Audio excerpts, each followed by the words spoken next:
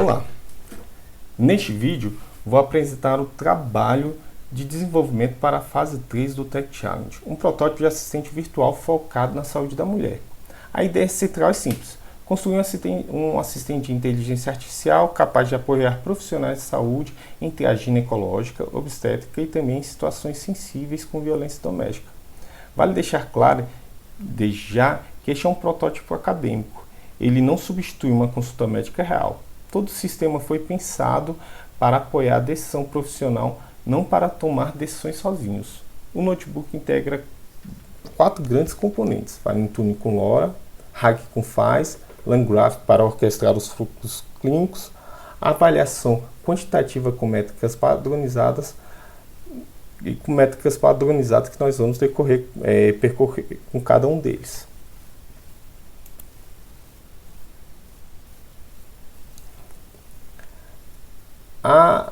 A primeira célula cuida da preparação do ambiente. Várias bibliotecas precisam ser instaladas em uma ordem mais específica, né? Isso acontece porque algumas delas dependem de versões exatas da outra e também devido às questões de bibliotecas pré-instaladas já no Google Colab, né? Que pode também gerar algumas incoerências. Dessa maneira, para evitar isso, elas foram desinstaladas e foram instaladas posteriormente, né, as bibliotecas necessárias para a execução do modelo.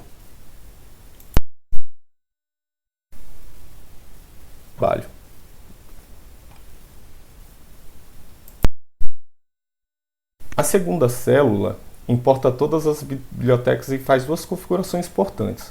A primeira é o sistema de auditoria por log. Toda interação do sistema fica registrado com data, hora e tipo de evento. Em aplicações de saúde, isso é fundamental para a rastreabilidade. A segunda é a semente aleatória, o famoso seed. Ela garante que sempre que o notebook for executado, os experimentos com aleatoriedade produzem exatamente os mesmos resultados.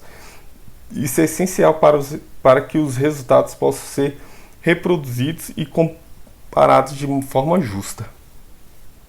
Os imports, as configurações dos logs.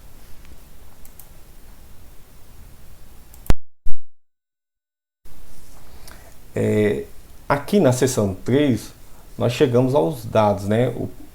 E o nosso projeto usa 2 fontes complementares. A principal é a PubMed, uma base de perguntas e respostas clínicas extraídas de artigos científicos revisados e hospedados no GitHub, e baixar diretamente no notebook. Dos 1000 registros disponíveis, filtramos apenas os relacionados à saúde feminina, usando chave como obstétrico, ginecol, woman, maternal, entre outros. Cada registro foi transformado para conter uma instrução, uma resposta, uma categoria temática e o PMID, né, do artigo original, que funciona como uma fonte citável. Um importante ponto de vista de transparência do sistema. A segunda base de dados, né, a segunda fonte é um dataset sintético com 10 exemplos cuidadosamente elaborados, cobrindo temas principais como ginecologia, contracepção, obstetrícia e demais, né? Dados sintéticos são muito importantes, porque são utilizados no protótipo justamente porque os dados reais dos pacientes são sigilosos, sujeitos a GPD. Uma observação importante: o número de amostras usadas no treino é deliberadamente pequeno, né? E isso vai ser explicado posteriormente. Aqui está o exemplo do dataset sintético criado para complementar. Junto aqui temos o resultado total do dataset: 797 amostras, 110 sintéticas e 787 do PubMed.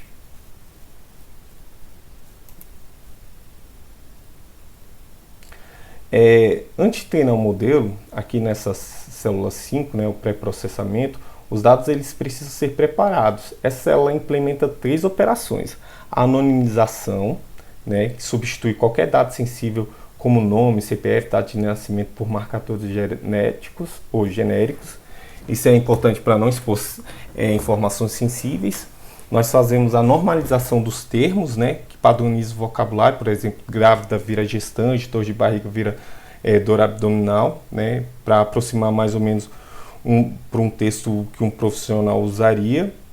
E por fim, a gente faz formata os dados num template opaca, né, que é um padrão amplamente usado para Fine Tuning, um modelo de linguagem orientada a instruções. Cada exemplo fica com uma estrutura, né, instrução, contexto e resposta, e esse formato ensina o modelo a seguir comandos estruturados. Aqui está alguns exemplos de saída, né? E aqui também é implementado um hash que faz a rastreabilidade do modelo.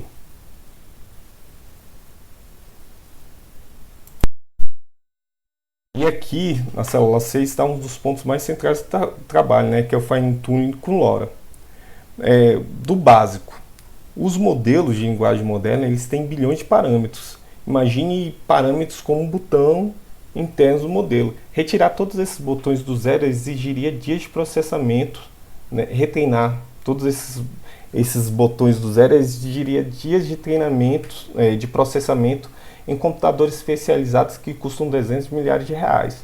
O LoRa é uma solução engenhosa para isso. Em vez de ajustar os parâmetros, ele adiciona pequenas matrizes auxiliares acopladas a partes específicas do modelo, as camadas de atenção, e treina apenas essas matrizes. O resultado é que se treina menos de 1% dos parâmetros totais, com qualidade comparável ao modelo completo para a tarefa do domínio, né?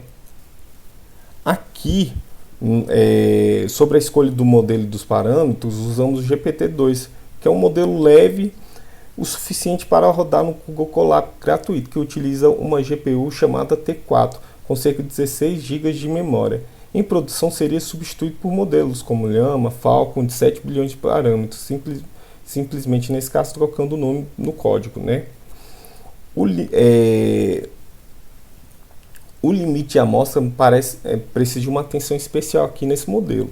O notebook usa aproximadamente 200 amostras para treinar, sendo 10 sintéticas e 190 do PubMed. Isso é intencional no Colab gratuito. Isso é intencional. No Colab gratuito temos uma sessão, o tempo de sessão é limitado e com um dataset maior o treinamento ultrapassaria facilmente os 30 minutos. Em alguns testes que fizemos chegou a mais de 2 dias. Né? Nesse caso, arriscaríamos perda do processo, desconexão, e em um ambiente com mais recursos, por exemplo, uma GPU A100 paga ou um servidor dedicado, seria possível usar centenas ou milhares de amostras com resultados significativos melhores, né? Os demais parâmetros também foram otimizados para o Colab. Por exemplo, o tamanho Mastox foi definido 256 para economizar memória, o F16 ativado apenas quando há GPU disponível, né? O Group by Length Tool para agrupar amostras, tamanho similar e reduzir desperdício computacional. Essas escolhas não são limitações do projeto em si, são adaptações racionais às restrições do ambiente de demonstração. Aqui está alguns dos parâmetros que foram utilizados, né, um resumo deles para ajudar no treinamento.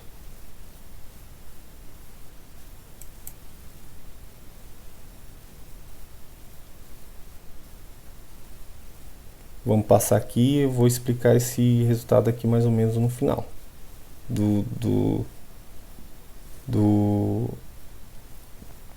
projeto.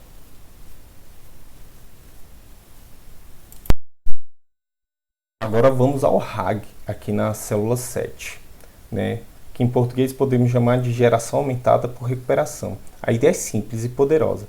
Em vez de depender apenas do que o modelo aprendeu durante o treinamento, o assistente ele consulta uma base de conhecimento externa a cada pergunta, recuperando os documentos mais relevantes e usando esse contexto para gerar uma resposta mais precisa e embasada.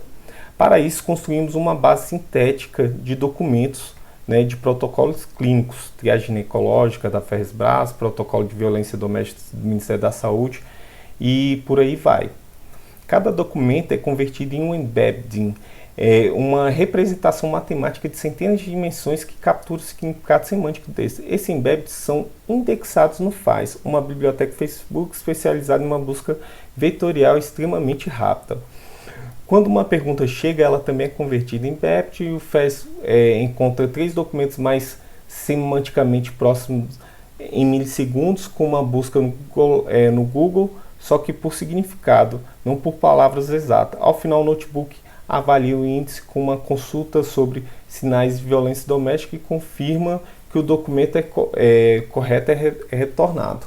Aqui a gente pode ver, ó, os protocolos foram criados e aqui traz o resultado, né, se o documento retornado bate com o que foi solicitado. A célula 8 reúne tudo em uma classe chamada assistente médico feminino. O fluxo de uma consulta funciona assim. A pergunta entra, o sistema detecta se ela envolve temas sensíveis como violência e saúde mental, recupera o documento relevante via FAISS, monta um prompt estruturado com regras de segurança obrigatórias, gera uma resposta com modelo e valida se ela contém termos proibidos, registra no log de auditoria e devolve o resultado.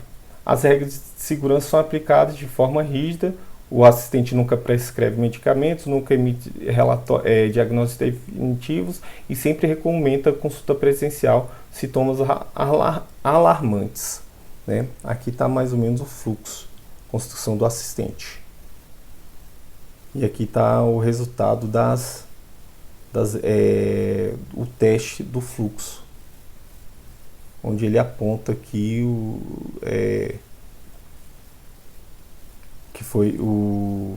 onde ele aponta os resultados dos testes, as regras obrigatórias, as perguntas, o que ele trouxe do contexto.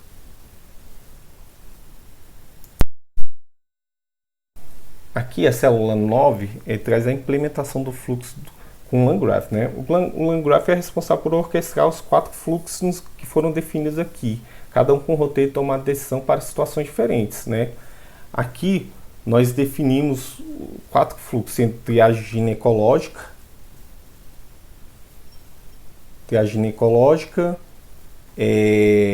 detecção de violência doméstica, obstétrico, né? E prevenção e acompanhamento.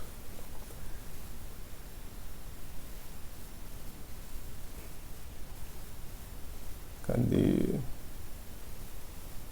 Aqui são as montagens dos grafos. E aqui é a demonstração do fluxo, né? Onde a gente pega prontuários pré-definidos e expõe ao modelo. E aqui está o resultado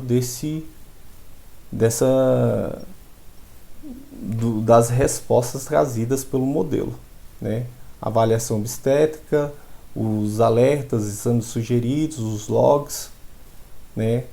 E as orientações. Aqui na célula 6B, a gente traz a avaliação quantitativa.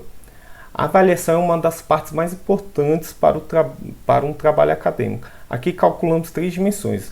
As métricas ROGS, ROG 1, 2 e L, que medem o quanto a resposta gerada pelo modelo sobrepõe essa resposta de referência, é uma métrica padrão usada para avaliar o modelo de linguagem em tarefas de perguntas e respostas. Os valores obtidos com o modelo GPT-2 base, sem fine-tuning completo por limitações de recursos, ficam abaixo do esperado, né?